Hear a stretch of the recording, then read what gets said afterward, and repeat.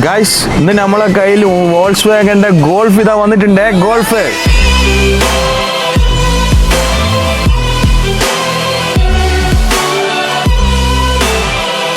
1.8 litre ആയിട്ടുള്ള Turbo എഞ്ചിനിൽ ഇറങ്ങിയ ഗോൾഫാണ് നമ്മളെ കയ്യിലുള്ളത്.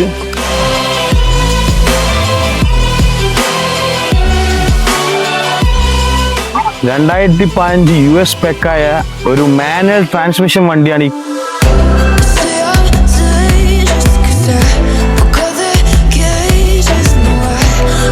മാനുവൽ ഗിയർ ഡ്രൈവ് ചെയ്യാൻ ആഗ്രഹിക്കുന്നവർക്കുള്ള ഒരു ബെസ്റ്റ് വണ്ടിയാണ് ഈ 2015 ഗോൾഫ്.